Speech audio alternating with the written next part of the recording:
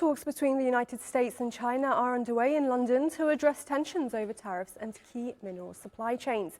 Beijing has agreed to resume limited flows of rare earth minerals to the US following a phone call between Presidents Trump and Xi Jinping.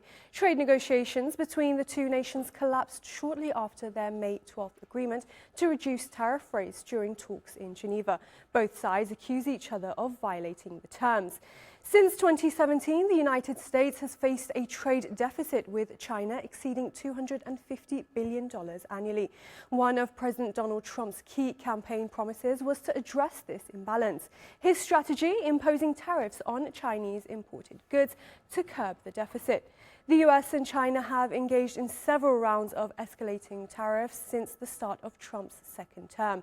The most recent escalation occurred in April when the Trump administration increased the baseline tariffs on Chinese imports to 145%.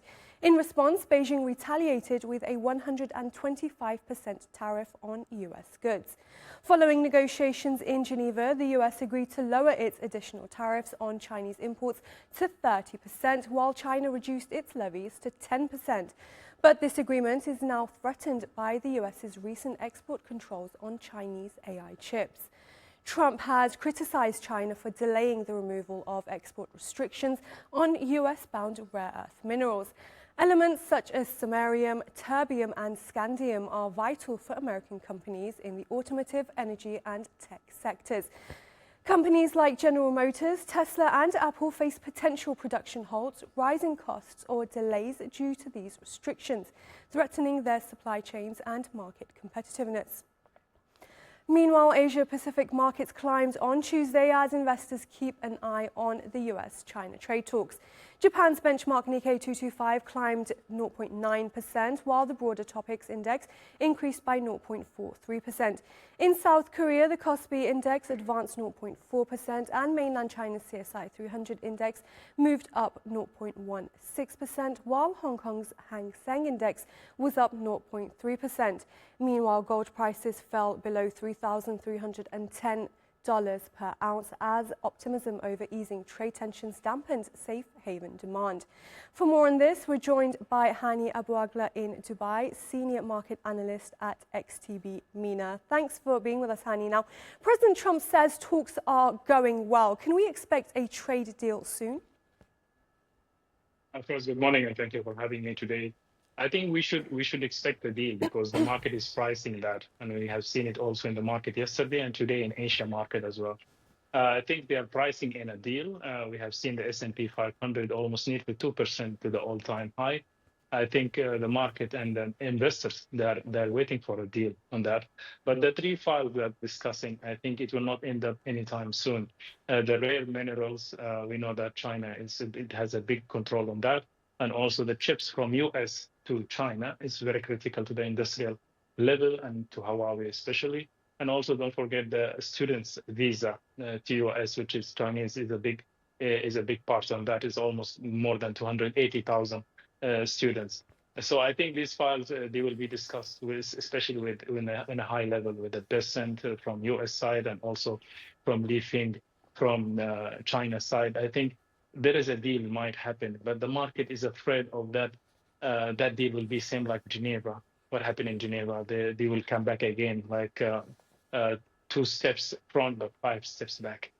Right, and it's particularly components used in artificial intelligence that the United States wants restrictions removed on. Does China have the upper hand here? They have a big upper hand on this, and it's almost near to monopoly on this one. It's almost 70% of the mining of rare minerals and magnets, and don't forget that. It's happening in China, and also the process of those minerals, it's 90% it's happening in China. So it's almost near to monopoly. So I think China will use that as a leverage in this trade talk, especially as a bargaining for the chips trade, because China, they really need the chips and they cannot produce it now, and US definitely, they cannot have the rare minerals anytime soon. I think both on the side, they will use this as the leverage in this talk. And do you expect market volatility to continue even if a trade truce is reached? I think, yes, it will continue, especially we know that this is not the first time. I think that Trump said it clearly that we might reach a deal even with China within a year. time. They know that the trade talk, it will not end up anytime soon. Second thing, also, we have seen this data reflected on China and on Sunday data, China exports slowed down big time, almost near to just grows only by 4%, which is expected more than that. And also the imports shrink almost by negative 3.4%. That means there is a big slowdown in China. I think this is the May data, but definitely June data will be also reflected the same thing. There is a big slowdown between China and US, and these are two biggest economy. And now they are having a trade war, and both of them, they are trying to get the best out of this deal. So volatility will continue, but I think the market already digested the bad side of the trade deficit and the trade war, and went back all up. We can see it in S&P 500 and Nasdaq, and also even the European market and Asian market as well. Hani Abu Agla from XTB MENA, thank you very much for your analysis. Thank you.